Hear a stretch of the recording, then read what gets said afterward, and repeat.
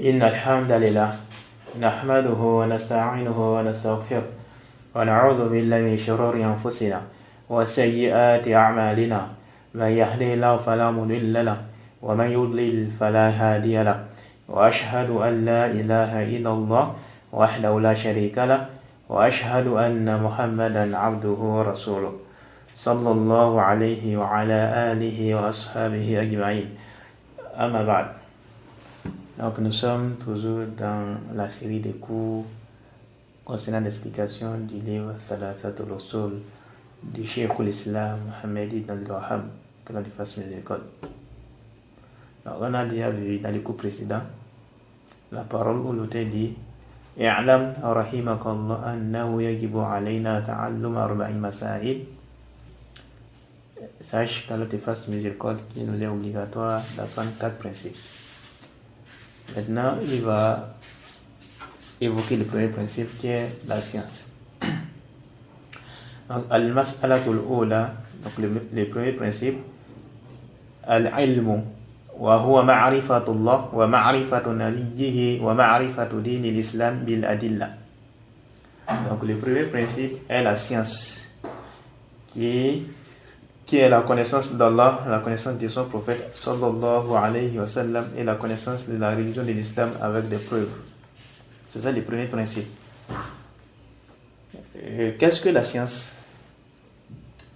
Alors le Cheikh Ubayd al-Jabiri dans son explication des 3 fondements à la page 8 dit ceci: Al-ilmu diddul jahl wa huwa idraku haqiqati shay ala ma hiya alayhi idrakan jaziman.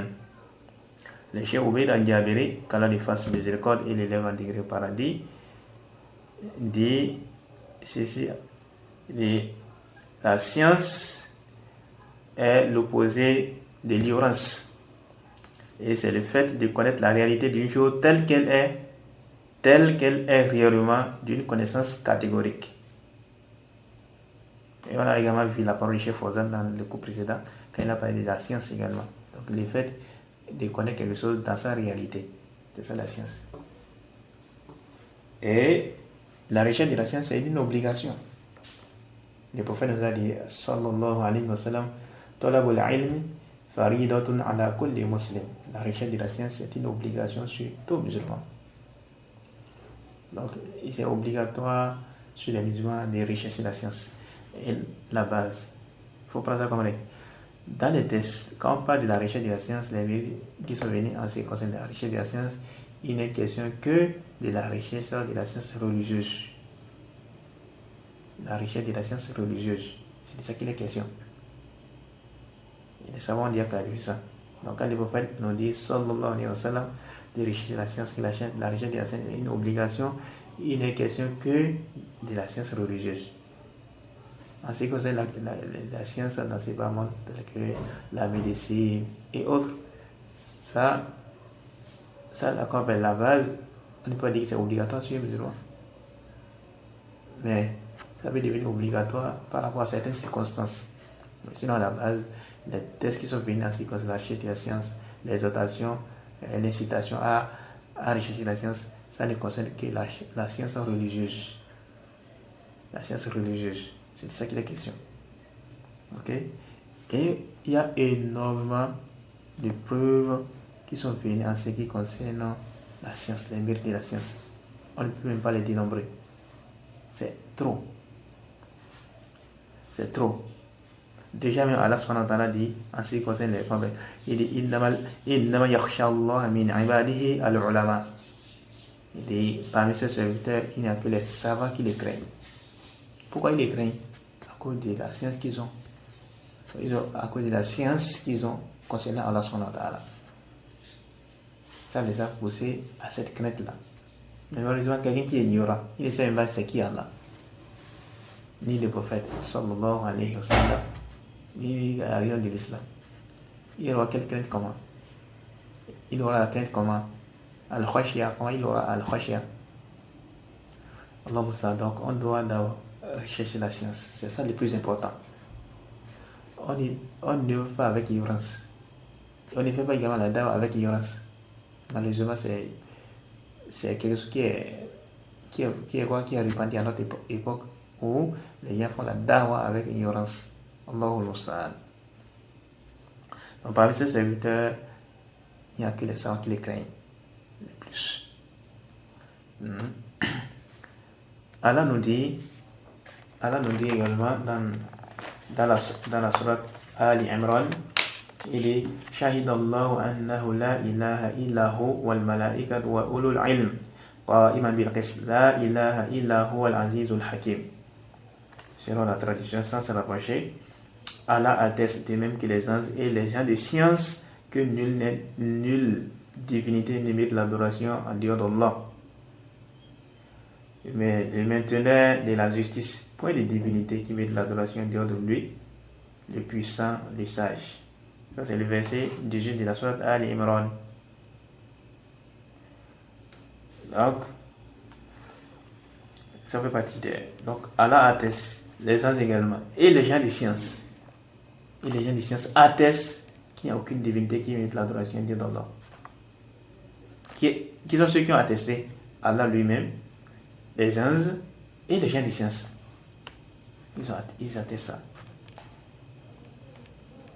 Allah nous dit également en ce qui concerne l'élévation de la science, parce qu'on a énormément de preuves qui sont venus parler de... qui parlent de... Comment on appelle? Il y a énormément de preuves qui montrent l'importance de la science. Il y a énormément de preuves dans le Coran. On ne peut même pas les dénombrer. On va juste citer quelques-uns. Donc, Allah dit dans la sourate 58 du Coran. La sourate 58, c'est quoi? C'est la sourate le nom là. La sourate Mujadala. Donc Allah dit يرفع الله الذين آمنوا منكم والذين أوتوا العلم درجات.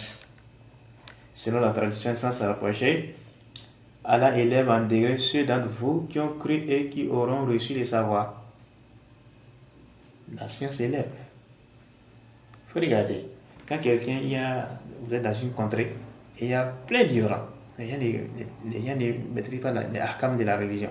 Il y a quelqu'un qui a appris juste quelques bases de la religion et commence pas à parler. On va pas ésotérique. Les gens les considèrent. C'est chez nous là-bas, là. Chez nous là-bas au Bénin. Quelqu'un juste appris seulement quelques passages du Coran là, il commence pas à parler. Les gens les prennent comme une référence. Tout ça montre quoi? L'importance de la science. Bien vrai qu'il faut faire très attention. Parce qu'il y a plein de personnes chez nous là-bas là, qui ont appris le Coran là, rien du tout. Non, rien dans les cerveaux. Si ce n'est pour égarer les gens. Ils ont juste appris le Coran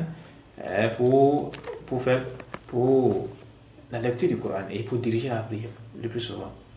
Mais en ce qui concerne les sens, la signification des versets, beaucoup parmi eux ne maîtrisent pas. On ne peut pas prendre ça, on ne peut pas les prendre comme référence comme ça. C'est le plus souvent. On est en train de parler des mérites de la science. Ok? Le fait que même déjà dans la vie courante, quelqu'un qui a eu un minimum de science, les gens les considèrent. C'est par rapport à ça que j'en ai parlé. Mais chez nous là-bas, les gens, on veut parler par rapport à la religion. Est-ce que ces gens-là qui ont appris juste le Coran, ils sont aptes à parler dans la religion? Non. Ils ne sont pas aptes à parler dans la religion. Pourquoi? Parce qu'ils n'ont pas appris l'ahkam. Tu vas voir, le tawhid, rien. Shirk, rien. Il ne maîtrise rien de tout ça. Quelqu'un, il porte les talismans et autres là, il s'en fout de ça. Il ne considère même pas ça. Il ne considère même pas que ça c'est shirk et autres là. Donc lui, il a même besoin d'apprendre. Allahumma sallam. Elle a dit, قل هل يستوي الذين يعلمون والذين لا يعلمون. Allahu Akbar. Elle a dit, c'est dans la sourate Zumar, le verset 9, قل هل يستوي الذين يعلمون والذين لا يعلمون. Sont-ils égaux ceux qui savent et ceux qui ne savent pas? Abadan, non. Tout ça montre quoi? L'importance de la science. Et dans les hadiths, le prophète nous a donné énormément de mérites de la science. Le prophète sallallahu alayhi wa sallam, il a donné énormément de mérites de la science. Entre autres, le fait que celui qui prend le chemin pour apprendre, Allah lui facilite un chemin qui mène au paradis. Allah lui facilite un chemin qui mène au paradis. Quiconque emprunte un chemin vers la science, Allah lui facilite un chemin vers le paradis. Et également parmi les mérites de la science, il y a énormément, on ne peut pas tout citer. Et le fait que quand quelqu'un meurt, toutes ces bonnes œuvres sont coupées sauf 3. Et parmi elles, il y a quoi? La science. La science qu'il a laissée derrière lui. Tout ça montre les mérites de la science. Sans oublier que les gens demandent pardon pour celui qui recherche la science. Mais y compris les poissons dans l'eau. Tout ça montre les mérites de la science. Il y a énormément de mérites. On ne peut même pas tous les citer. C'est juste quelques-uns qu'on a cités là. C'est juste quelques-uns qu'on a cités là. Et l'imam Zuhri, il a dit Ma ubidallahu bi shay'in afdal min al-ilm. Donc il dit Allah n'est adoré par une chose meilleure que la science. Et donc de ce fait, étant donné que la science est une adoration, alors tu dois être sincère dans ta recherche de la science. Il faut faire très attention. Le fait d'être orgueilleux, le fait de faire ça avec ostentation, de chercher à triompher, de chercher à montrer que c'est nous qui connaissons et autres là. Le prophète a mis en garde contre ça, sallallahu alayhi wa sallam. Et on connaît aussi les hadiths des 3 personnes qui seront les premières personnes à être jugées dans le feu de l'enfer. Donc il faut faire très attention. Quand tu es en train de faire une adoration, tu le fais sincèrement pour Allah. Tu ne cherches pas les lots des gens. Il va falloir que tu sois sincère dans ta recherche de la science. Tu dois être sincère également dans des autres formes d'adoration que tu dois effectuer. Tu ne dois pas le faire avec ostentation. Excusez-moi. Donc il faut faire très attention par rapport à ça. Malheureusement, beaucoup de musulmans sont tombés dans l'ostentation à cause des gars, à cause des idéologies qui chantent et cherchent auprès des gens et autres. L'homme ça. Qu'Allah nous en préserve. Qu'Allah nous en préserve. Donc, voilà ce que c'est que la science. Maintenant, ici l'auteur dit al-ula al-ilm wa huwa ma'rifatullah wa ma'rifatu nabiyhi wa ma'rifatu din l'islam bil adilla. Il dit la science et c'est la connaissance d'Allah, la connaissance de son prophète sallallahu alayhi wa sallam, la connaissance de la religion de l'islam avec des preuves. Et c'est une différence entre la science et la connaissance. Alors le cheikh Mohamed Aran Al-Jami, il a dit qu'il y a une différence. Et de manière résumée, je vais vous expliquer seulement ce que le cheikh a dit. De manière résumée, on ne peut pas tout lire. Le cheikh a dit, il dit que l'auteur a expliqué la science par la connaissance en disant qu'il est la connaissance, qu'il s'agit de la connaissance d'Allah. Et qu'à la fin, il s'agit de la connaissance d'Allah. Le cheikh Mohamed Aman Al-Gami, dans son expérience de 3 fois, il a dit la connaissance est plus générale que la science. Al-Ma'rifa, c'est plus général que Al-Ilm. Et Al-Ilm, c'est quelque chose qui est spécifique, c'est quelque chose qui est restreint. Et il dit qu'il n'est pas précédé par l'ignorance.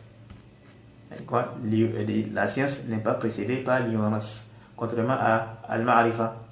Al-Ma'rifa peut être précédé d'ignorance. Et dit, le cheikh Mohamed Aman Jami a fait comprendre qu'on n'utilise pas le terme Ma'rifa pour Allah. Pourquoi? Parce qu'Allah, il a toujours été savant, il a toujours la science. Mais on utilise le terme Ma'rifa pour les serviteurs. Parce que les serviteurs, d'abord, ils doivent apprendre pour pouvoir avoir la science. Est-ce que quelqu'un est né avec la science? Non. Il apprend d'abord avant d'avoir la science. Donc, les serviteurs, eux, on parle de connaissances.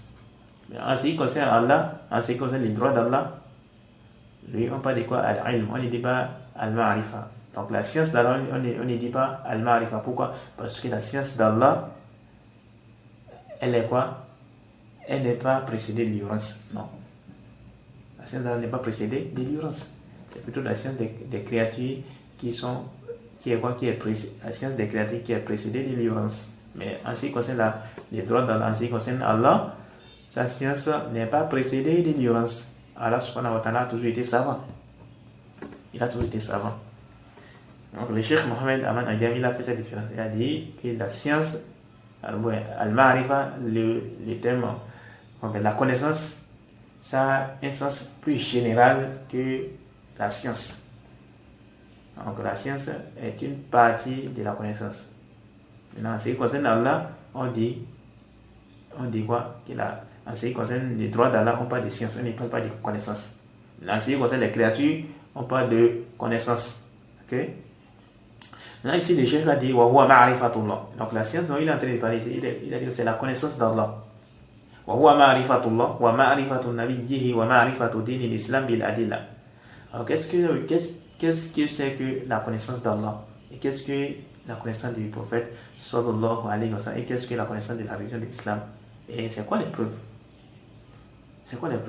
Alors le Cheikh Ubayd al-Ghariri, dans son explication des trois fondements, il dit ceci: Ma'rifatullah hiya al-imanu bihi. Et la connaissance d'Allah est la foi en lui. Donc quand on dit qu'est-ce que la foi, qu'est-ce que la connaissance d'Allah, alors il va dire quoi? La connaissance de quoi? La connaissance d'Allah, c'est al-iman bihi. Donc al-iman billah. La connaissance d'Allah est la foi en lui. Wal iman billah yaqtadi al-iman bi wujudihi. Donc il dit la connaissance, mais la foi en Allah implique la foi en son existence. Wal iman bi rububiyyatihi wal iman bi uluhiyyatihi wal iman bi asma'ihi wa sifatihi. Donc il dit la foi en sa seigneurie, la foi sur le fait que c'est lui seul qui mérite l'adoration, et la foi en ses noms et ses attributs. Donc quand quelqu'un va dire qu'est-ce que la connaissance d'Allah, qui dit la connaissance d'Allah, c'est la foi en Allah. C'est quoi la foi en Allah? La foi en Allah regorge 4 points. L'existence d'Allah. Le premier point, c'est l'existence d'Allah, le fait de croire en l'existence d'Allah. Le deuxième point, c'est le fait de croire à sa seigneurie. Le troisième point, le fait de croire que c'est lui seul qui mérite l'adoration. Et le quatrième et dernier point, c'est le fait de croire à ses noms et ses attributs. C'est ça qu'on appelle la foi en Allah. La foi en Allah ne se limite pas à l'existence d'Allah, non. Comme on entend certains musulmans le disent. Ok? La foi en Allah est plus vaste que ça. Donc, on va dire, qu'est-ce que la foi en Allah? Mais qu'est-ce que la connaissance d'Allah? La connaissance d'Allah, c'est la foi en Allah. Mais alors, comment on arrive à connaître Allah? On a connu Allah à travers ses signes. Également, à travers sa création. La création montre l'existence d'Allah. Le fait que nous vivons, nous existons, c'est une preuve de l'existence d'Allah. Et on viendra sur la connaissance d'Allah un peu plus en détail un peu devant. Quand l'auteur va aborder les premiers fondements. Ok? Ensuite, la connaissance du prophète, sallallahu alayhi wa sallam, la connaissance de son prophète. La connaissance de son prophète, donc, connaître le prophète, sallallahu alayhi wa sallam, c'est obligatoire. Et avant de continuer même, il y a un hadith que les gens amènent là, pour parler de la connaissance d'Allah, qu'Allah aurait dit, connaissez-moi avant de m'adorer, si vous ne me connaissez pas, comment vous allez m'adorer? Ça là, c'est un hadith qui est répandu.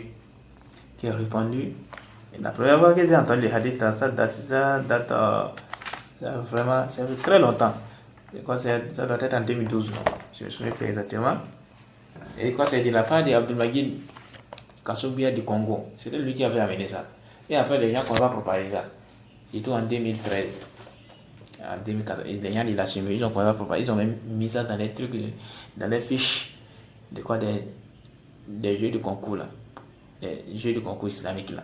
Ils parlent des gémois et autres. Ça c'est un hadith inventé, ça n'existe pas. Ça c'est fou. C'est une parole vraie, hein. Connaissez-moi avant de m'adorer. Ça c'est une parole vraie. Mais dire que c'est Allah qui a dit, oui, le prophète a dit ça, c'est faux. On n'a jamais dit ça, ni le prophète sallallahu alayhi wa sallam. Les hadiths, ça ne figure même pas dans les livres des hadiths. Il faut faire très attention par rapport à ça. Et ces frères là, Abdelmajid, c'est quelqu'un, il faut prendre garde. C'est quelqu'un qui a des déviations. Alhamdulillah, Mohamed aura réfuté.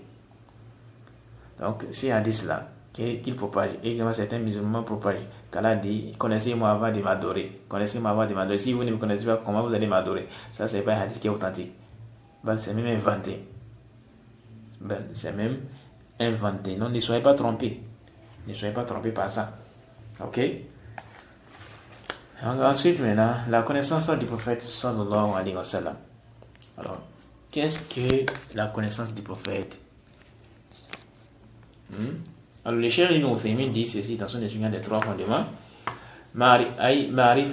معرفة رسوله محمد صلى الله عليه وسلم المعرفة التي تستلزم قبول ما جاء به من الهدى ودين الحق وتصديقه بما أخبر وامتثال أمره بما أمر واجتناب ما نهى عنه وزجر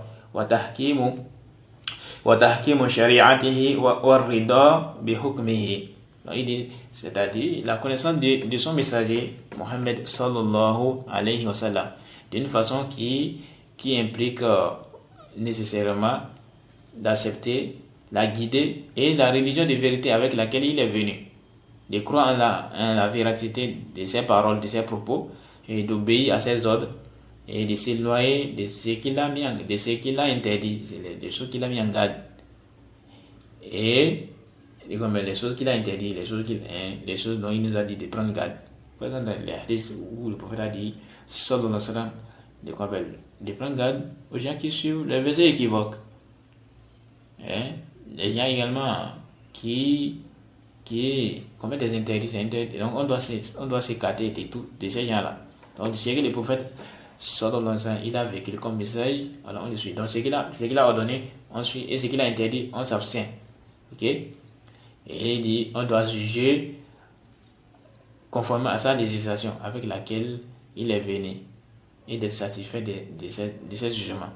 Ensuite, il a mené quelques versets où on a dit, les versets, il y a des versets qu'il a mis, et les Cheikh nous a évoqué un certain nombre de versets.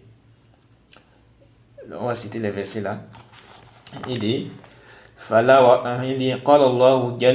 الله عز وجل فلا وربك لا يؤمنون حتى يحكموك فيما شجر بينهم ثم لا يجدوا في أنفسهم حرجا مما قضيت ويسلموا تسليما. Selon la tradition sans rapprocher, non, pas ton Seigneur, ils ne seront pas croyants aussi longtemps qu'ils ne t'auront demandé de juger les désaccords et qu'ils n'auront à éprouver aucune gêne pour ce que tu auras décidé et qu'ils se soumettent complètement à ta sentence. Et Allah dit, le Cheikh Ibn Uthaymin dit, وقال تعالى, les très hauts a dit, bon, c'est les versets de la traduction des versets, des sens à rapprocher, ok? Ça, les versets qu'on a cités précédemment, c'est les versets 65 de la sourate Nisa. Ensuite, il dit وقال تعالى إنما كان قول المؤمنين إذا دعوا إلى الله ورسوله ليحكم بينهم أن يقولوا سمعنا وأطعنا وأولئك هم المفلحون. Selon la tradition sans se rapprocher, il dit la seule parole des croyants quand on les appelle vers Allah et son messager pour que celui-ci juge parmi eux est nous avons entendu et nous avons obéi et voilà ceux qui réussissent. Ça c'est le verset 51 de la sourate Nour.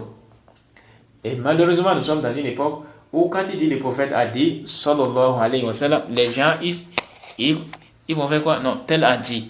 Il dit le prophète a dit, il va dire non, tel a dit. Aïe, c'est quoi ça? C'est quel genre de comportement ça? Donc finalement là, le prophète n'est plus alors, la personne ne concrétise plus alors, il ne concrétise plus alors la partie de l'attestation qui dit wa ashhadu anna Muhammadan Rasulullah. Parce que tu dois le suivre. C'est que le Cheikh Ibn Uthaymin a évoqué là, avant la mention des versets là. Ça c'est quoi? Ça c'est le message, là, les trucs là, les implications de l'attestation de foi. Les implications de l'attestation de foi. C'est ça que le Cheikh a évoqué là. Donc il faut faire très attention. Tu dis que Allah a dit, ou bien le prophète a dit, les gens ils vont faire quoi? Non, notre Cheikh a dit. Non, Youssou Kordoui a dit. On dit le prophète a dit, il dit non, Youssou Kordoui a dit. Ou bien Seyd Qutb a dit. Aïe, c'est quoi? Si suis, même un savant, comme on le verra plus tard avec les paroles du Cheikh Fawzan, Hafidhullah. Même un savant de la sunna, tu n'as pas le droit de suivre son erreur. On peut prendre de tout le monde comme on peut rejeter tout le monde, sauf le prophète sallallahu alayhi wa sallam. Il faut faire très attention. Ok? Le cheikh, il dit وقال تعالى فإن تنازعتم في شيء فردوه إلى الله والرسول إن كنتم تؤمنون بالله واليوم الآخر ذلك خير وأحسن تأويلا. Excusez-moi. Selon la tradition sans se rapprocher, il dit oh les croyants. Donc, non, c'est bon. Selon la tradition sans se rapprocher, il dit selon la tradition sans se rapprocher, il dit si vous vous disputez en quoi que ce soit, renvoyez-le à Allah et à son messager. Bon, en renvoyant à Allah, renvoyez-le à Allah et au messager. Si vous croyez en Allah et aux jours derniers, ce sera bien mieux et de meilleures interprétations. Et de meilleures interprétations. Ça, c'est la sorte Nissan, la sorte 4, le verset 59. Bon, et il dit, وقال عز وجل, donc Allah عز وجل a dit, فليحذر الذين يخالفون عن أمره أن يصيبهم فتنة أو يصيبهم عذاب أليم. Selon la tradition sans se rapprocher, que ceux donc qui s'opposent à son ordre prennent garde qu'une épreuve ne les atteigne ou qu'il ne les atteigne un châtiment douloureux. Ensuite, il a apporté la parole de l'imam Ahmed, où l'imam Ahmed a dit أتدري ما الفتنة؟ الفتنة الشرك لعله إذا رد بعد قوله أو إذا رد بعد قوله أن يقع في قلبه شيء من الزيغ فيهلك. L'imam Ahmed a dit sais-tu quelle est cette épreuve, quelle est cette fitna? Cette fitna est le shirk, le polythéisme et l'associationnisme. Car si une personne rejette une partie des paroles du prophète sallallahu alayhi wa sallam, une forme d'égarement risque d'apparaître dans son cœur, ce qui causera sa perte. Et malheureusement, nous sommes dans une époque où cela est répandu. Des gens qui rejettent plein de hadiths du prophète sallallahu alayhi wa sallam. Et donc aucun savant parmi les anciens, même parmi les savants contemporains, parmi les savants des hadiths, n'a rejeté les hadiths. Combien de fois les Ousmane Timera, les Aymanter, et toutes les bandes rejettent les hadiths parce que ça ne cadre pas avec les têtes. Plein de hadiths. Énormément de hadiths. Les hadiths sur Dajjal et autres. Ils vont amener des tas de philosophies autour des hadiths. Pourtant, il n'y a aucun savant depuis l'époque du prophète sallallahu alayhi wa sallam jusqu'à notre époque. Personne n'a rejeté ça. Sauf les gens qui ont quoi? Des gens auprès de qui les Ousmane Timera, ils ont puisé les ambiguïtés. Les Cordovi, bon, je ne sais pas si Cordovi rejette les hadiths sur Dajjal et autres là. Je ne sais pas, Allah là. Mais il y a l'autre là, Mohamed Abdou et autres là. Les causes de Rachid Rida, il a rejeté certains hadiths. Pourtant, c'est des gens qui ont des déviations. Et alhamdulillah, les savants ont écrit des livres pour réfuter les ambiguïtés du Seigneur. Entre autres, le Cheikh Hamoud At-Touaïgiri. Il a écrit des livres pour réfuter les gens qui viennent rejeter plein de hadiths. Et ce qui est bizarre, c'est-à-dire, ils ne maîtrisent même pas la science des hadiths, ils ne savent même pas ce qui est hadith ahad, hadith mutawatir et autres là. Et ils vont venir rejeter les hadiths. Comme vous avez entendu là, c'est Tigara, il dit non, que les hadiths là, les hadiths sur Dajjal là, ce n'est pas les hadiths qui sont mutawatir. Pourtant, les savants ont unanime que c'est mutawatir, que c'est les hadiths qui sont mutawatir. C'est triste. Il devait, au lieu de s'occuper, au lieu d'abord de chercher à apprendre, au lieu de raconter n'importe quoi, et regarder la communauté musulmane, ils sont là à écarter seulement les gens. Ils devaient d'abord plutôt se concentrer sur l'apprentissage. Et malheureusement, combien de musulmans sont tombés par eux? Des milliers de musulmans, c'est pas des centaines, plein de musulmans, ils les suivent. Plein de musulmans. Parfois, ils racontent des bêtises. Qui entend même dire, mais attends, quelqu'un comme ça, est-ce que la personne a étudié? Non, quelqu'un qui a étudié, il ne peut pas dire une telle parole. Quelqu'un qui a étudié ne peut pas dire une telle parole. Et tu vas voir, ils font les taqlid. C'est bizarre, quoi. Par exemple, les hadiths de Aïcha radhiyallahu anha, sur les mariages de Aïcha radhiyallahu anha.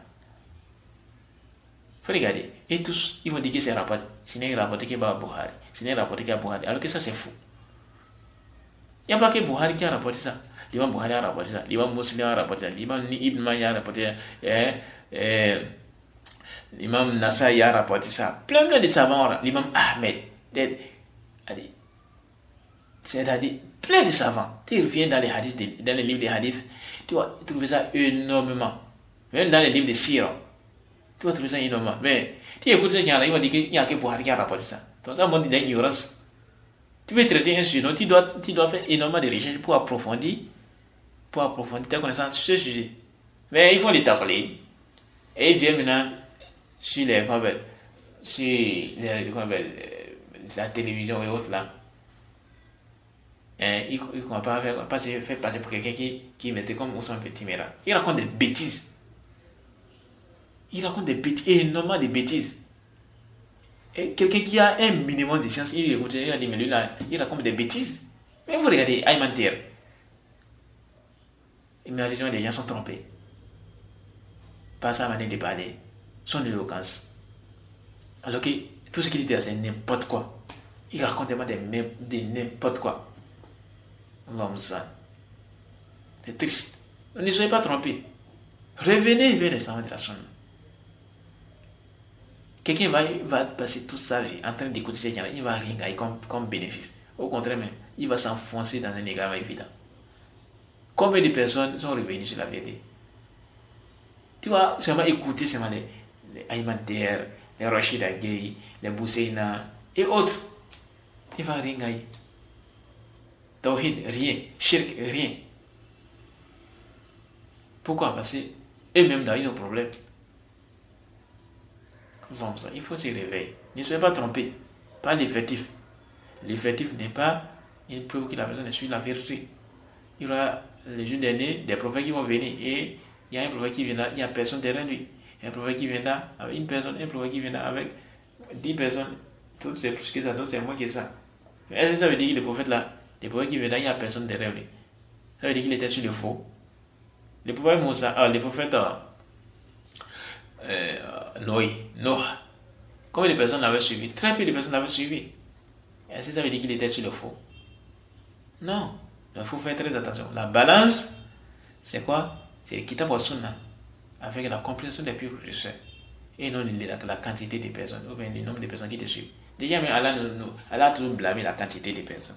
C'est-à-dire la majorité. Dans le Coran, ça a toujours été. Quand on saute la majorité dans le Coran, c'est toujours pour blâmer. Le plus souvent, c'est pour blâmer. Donc, ne soyez pas trompés par l'effectif. Il y a des milliers de personnes ou bien des millions de personnes qui suivent. Ce n'est pas une preuve qu'il a besoin sur la vérité. Ce n'est pas une preuve qu'il a besoin sur la vérité. Mais les gens sont trompés par ça. Donc, ne soyez pas trompés par ces choses-là, ok? Malheureusement, c'est triste. Donc, on doit connaître les prophètes, sallallahu alayhi wa sallam. Voilà ce que le cheikh nous a dit en ce qui concerne la connaissance d'Allah. Et le cheikh Fawzan, il a même augmenté un certain nombre de trucs qu'on doit connaître, on doit chercher à connaître. Où aussi le prophète a vécu, qui sont sa famille, qui sont ceux qu'il a côtoyés. Il a essayé d'évoquer un certain nombre de choses en ce qui concerne la connaissance du prophète sallallahu alayhi wa sallam. Les cheikh Fawzan, on ne veut pas les pour les cheikh Fawzan. Alors je vais juste citer quelques points que les cheikh a évoqués. On doit essayer de connaître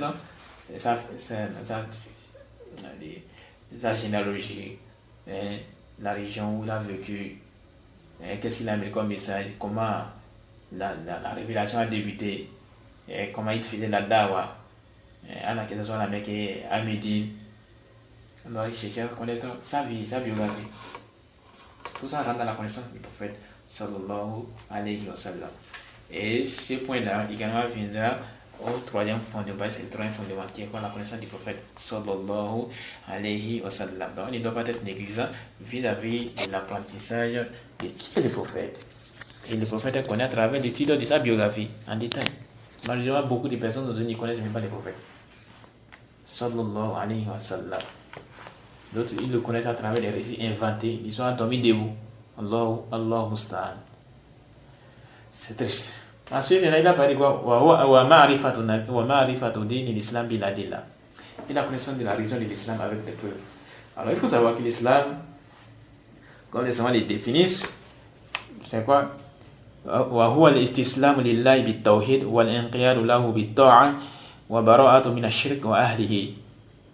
L'islam, c'est وهو الاستسلام لله بالتوحيد والانقياد له بالطاعة وبراءة من الشرك وأهله.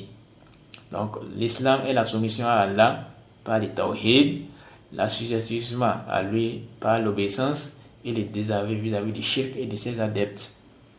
Et le désaveu vis-à-vis du shirk et de ses adeptes. Et les savants divisent l'islam en deux parties. Il y a l'islam général et l'islam spécifique. L'islam général, c'est l'islam que tous les prophètes ont apporté. Tous les prophètes ont apporté la même religion, qui est l'islam. Il n'y a pas un prophète qui a apporté une religion qui s'appelle le judaïsme. Il n'y a pas un prophète qui a amené une religion qui s'appelle le christianisme. Il n'y a pas un prophète qui a amené une religion qui s'appelle le bouddhisme ou bien qui s'appelle le vaudou. Non. Ils ont apporté le même message, ils ont apporté la même religion et ils avaient la même croyance. La base de la religion était la même. Toutefois, en ce qui concerne la législation, par exemple, est-ce que telle chose était permise à l'époque ou pas, ça, il peut y avoir des divergences là. Mais à la base de la religion, qui est le tawhid, la mise en œuvre contre les shirk, c'était la même. Allah nous a informé dans le Coran. Excusez-moi. وَلَقَدْ بَعَثْنَا فِي كُلِّ أُمَّةٍ رَسُولًا أَنِ اعْبُدُوا اللَّهَ وَاجْتَنِبُوا الطَّاغُوتَ. Sur la tradition, sans s'en rapprocher, nous avons envoyé dans chaque communauté un message pour les dire adorez Allah et écartez-vous des fausses divinités. Ya qawm, u'budu Allah ma lakum min ilahin ghayru. Oh mon peuple, adorez Allah. Et pour vous, il n'y a aucune divinité qui met l'adoration en dehors de lui. Et tous disaient ça à la communauté. Donc les prophètes, ils avaient la même croyance. Il n'y a pas un prophète, il n'y a pas une religion qui est un prophète à apporter qui s'appelle le christianisme, le judaïsme ou quoi. Non. Donc à l'époque du prophète Moussa, les gens qui ont vécu, les musulmans qui ont vécu à l'époque, donc les gens qui ont cru au prophète Moussa, ce sont des musulmans. Ceux qui ont cru au prophète Isa à son époque, ce sont des musulmans. Ceux qui ont cru au prophète Ibrahim à son époque, ce sont les musulmans. Et les chefs Ibn Uthaymin a souligné ces points-là. Il dit parce que les juifs se réclament, ils s'affilient injustement au prophète Moussa et les chrétiens s'affilient injustement au prophète Isa. Les chefs Ibn Uthaymin dit ceci. فَأَتْبَعُ الرُّسُلِ مُسْلِمُونَ فِي زَمَانِ رُسُلِهِمْ. Il dit les suivants des messagers sont des musulmans à l'époque de les messagers.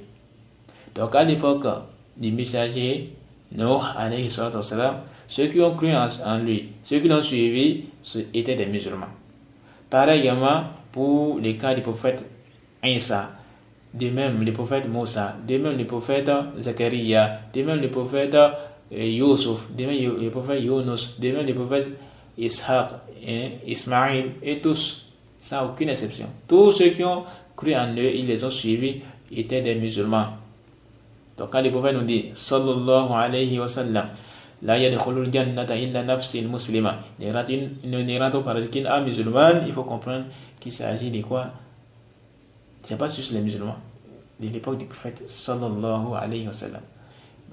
Les gens qui ont vécu à l'époque du prophète Moussa ou bien du prophète Haroun et autres là, qui ont cru en eux, ils les ont suivis, ceux-là sont des musulmans et donc ils vont rentrer également au paradis.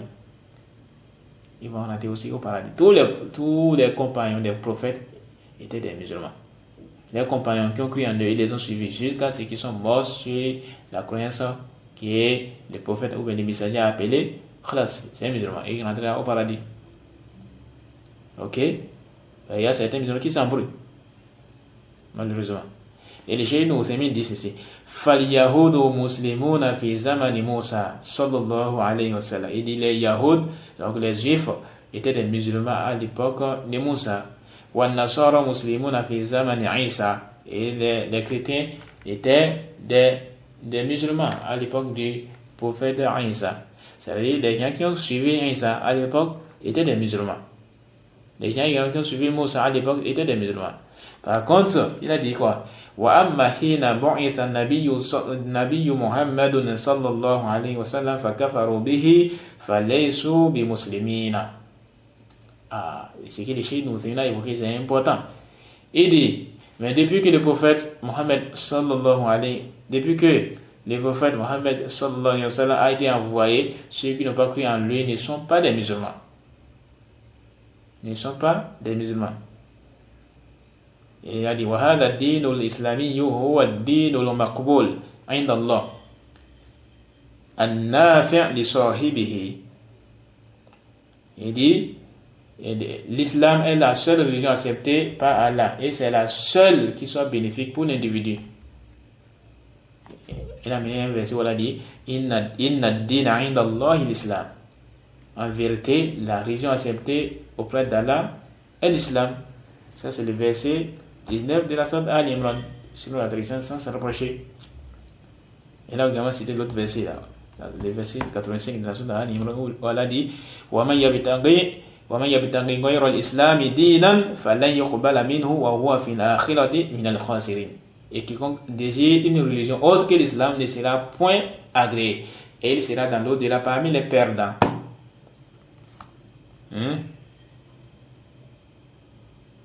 Donc tout ça montre quoi? Quand Allah dit que la religion acceptée auprès de lui, c'est l'islam. Donc ça veut dire quoi? Donc les prophètes aussi, les prophètes qui sont venus avant les prophètes, Mohammed sallallahu alayhi wa sallam avait apporté comme religion l'islam. C'est un point important. Donc de là on voit l'erreur des gens qui disent quoi? Les religions monothéistes ou les religions célestes. Et puis voilà, les christianismes, les judaïsmes et l'islam. Ça c'est une erreur, grave erreur même. Il n'y a pas une religion qui vient de la part d'Allah qui s'appelle le christianisme, ou même le judaïsme, ou même le vaudou, ou même le bouddhisme, ou quoi. Il n'y en a pas. La seule religion qui vient de la part d'Allah subhanahu wa ta'ala, c'est l'islam. L'islam, de manière générale, l'islam a deux sens. Il y a l'islam général et l'islam spécifique. L'islam général, c'est l'islam que tous les prophètes ont apporté. Tous les prophètes, ils ont apporté la même religion qui est l'islam. L'islam, de manière spécifique, c'est ce que le prophète Mohammed sallallahu alayhi wa sallam a apporté. Le point numéro dit quoi? L'islam bil ma'ana al-khas بعد بعثة النبي صلى الله عليه وسلم يختص بما بعث به محمد صلى الله عليه وسلم لأن ما بعث به النبي صلى الله عليه وسلم نسخ جميع الأديان السابقة. Quand la phase migrant au Cheikh Nouthémi, il a évoqué un point important. Il dit l'islam de manière spécifique qui a pour sens l'essence spécifique, l'islam qui est l'islam de sens spécifique c'est ce qui il dit quant au sens spécifique après l'envoi du prophète sallallahu alayhi wa sallam, il fait référence au message apporté. Il fait référence au message apporté par Mohammed, le prophète Mohammed sallallahu alayhi wa sallam. Car le prophète sallallahu alayhi wa sallam a abrogé, donc les messages du prophète a abrogé toutes les anciennes religions, mais les anciennes législations. Et qui suit le prophète sallallahu alayhi wa sallam est un musulman, et qui diverge de sa voie n'est pas musulman. Et c'est ça. Celui qui suit le prophète, il est un musulman, et celui qui le délaisse, il n'est pas musulman. Et il y a un hadith qui est venu où le prophète a dit, sallallahu alayhi wa sallam, si Moussa était vivant, il allait le suivre. Si Moussa était encore vivant, il allait le suivre. Et ça même, ça fait partie des convaincus. Quand le prophète dit quelque chose, nous sommes dans l'obligation de le suivre. Il n'y a pas à philosopher sur ça. Donc, de là, on voit l'erreur des gens qui ont dit quoi, même les chrétiens vont entrer au paradis, les quoi. Il n'y a pas une religion qui vient de la part d'Allah qui s'appelle le christianisme ou le judaïsme. Non, abadan. Là également, on voit une grave erreur des gens qui appellent à l'unification des religions. Et ça, c'est une pratique qu'on est ikhwan. Allahul Musta'an. Il faut vraiment faire très attention par rapport à ça. Il faut faire très attention par rapport à cet aspect-là. Je crois que ce qu'on a dit par rapport à ça, c'est suffisant. Donc là, pour résumer, l'islam وهو الاستسلام لله بالتوحيد والانقياد له بالطاعة Wa bara'atu min ash-shirk wa ahlihi. L'islam est la soumission à Allah par le tawhid et l'assujettissement à lui par l'obéissance et le désaveu vis-à-vis du shirk et de ses adeptes. Et les savants divisent l'islam en deux parties. L'islam de manière générale et qui concerne les messages que tous les prophètes ont apportés. Ils ont apporté comme message les messages de l'islam.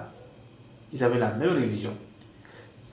La religion du prophète Moussa, la religion du prophète Isa, la religion du prophète Ibrahim, la religion du prophète Jacob, la religion du prophète Ishaq, la religion du prophète Noé, du prophète Idris, Saleh, Hud, et tous, ils avaient la même religion. Et la base de leur dawa était la même, qui concerne l'appel au tawhid et la mise en garde contre les shirk. Ça, c'est l'islam de manière générale. Et parfois, il peut arriver qu'on ignore certaines choses dans la législation de ceux qui nous ont précédés. Par contre, l'islam de manière spécifique, c'est le message que le prophète a apporté, sallallahu alayhi wa sallam. Ça, c'est l'islam de manière spécifique. Ça, c'est l'islam de manière spécifique, ok? Donc, tous les prophètes étaient des musulmans. Les compagnons des prophètes étaient des musulmans. Il n'y a pas un prophète qui avait un compagnon qui était chrétien ou un juif. Ça, c'est venu plus tard, à travers des inventions, après la déformation des livres qui étaient révélés auparavant. Ok, donc ne soyez pas trompés. Et donc, de là, on voit les tas de philosophes qui les reçoivent, les bandaïs amenés autour de ces versets-là. C'est triste. Donc, l'auteur dit Biladi là, avec des preuves. Donc, ça veut dire quoi? Tu dois apprendre avec des preuves. Tu peux juste les paroles, le fait d'envoyer les paroles par-ci, par-là, non. Non. Tu dois te munir des preuves. Tu dis, Allah a dit, la preuve c'est ça. Le prophète a dit, la preuve c'est cela. Et les preuves sont le Coran, la Sunna et le consensus. Avec l'analogie authentique. Et parfois également, il y a les preuves rationnelles, les preuves universelles, comme par exemple l'existence de la végétation, l'existence du fait que la pluie tombe. Tout ça, c'est des signes. Le soleil, la lune, tout ça, c'est des preuves dans l'univers qui prouvent l'existence d'Allah et autres. Ok? Maintenant, les preuves qui sont tirées du Coran et la Sunna, également les consensus, tout ça ne doit pas s'en écarter. Donc, quand la personne va t'appeler les preuves qui sont venues dans le Coran ou dans la Sunna, du prophète sallallahu alayhi wa sallam, ou bien dans les consensus, alors tu te dois de t'y cramponner. Tu ne dois pas philosopher autour d'elle. Comme on voit beaucoup de musulmans aujourd'hui. Le prophète a dit, il va amener des tas de philosophie sur ça. Parfois, il y avait un frère, il fait quoi? Subhanallah. Quand on lui fait des rappels, il dit, celui qui lui fait des rappels, il dit à la personne qui n'a pas compris. Il dit que la personne qui lui fait des rappels, il n'a pas compris et que c'est lui qui va lui expliquer ça. Vous voyez ça? Et c'est lui qui va lui expliquer ça. Vous voyez ça? Allah ça. Il fait des pratiques, il y a des pratiques de shirk et autres. Donc, quand on lui envoie les rappels, il dit, tu n'as pas compris. Je vais t'expliquer ça. Chaque fois, c'est comme ça. Allah ça. Et on a déjà fait bon mal. Mais là, vous voulez dire la parole de Cheikh Fawzan en ce qui concerne. Quand il a fini d'amener la parole d'Ibn Qayyim, où Ibn Qayyim dit Al-ilm, qala Allahu, qala Rasuluhu, qala Sahabatu. La science, Allah a dit, le prophète a dit, son messager a dit, sallallahu alayhi wa sallam, et les compagnons ont dit. Après avoir amené cette parole, il a évoqué un point important. Bon, je vais juste aller droit au but, là, pour aller plus vite. Il dit, on va aller directement, donc je lis directement en français. Il dit, ceci est la science. La science, c'est la science du Coran et de la Sunna. Quant aux paroles des savants, elles ne font que clarifier et expliquer la parole d'Allah et la parole de son messager, sallallahu alayhi wa sallam. Et il se peut que les paroles ou certaines de les paroles contiennent certaines erreurs, tandis que les preuves ne sont pas les paroles des savants, mais au contraire, les preuves sont les versets coraniques et les hadiths du prophète sallallahu alayhi wa sallam. Quant aux paroles des savants, elles expliquent et clarifient ces preuves, mais ne sont pas des preuves en elles-mêmes.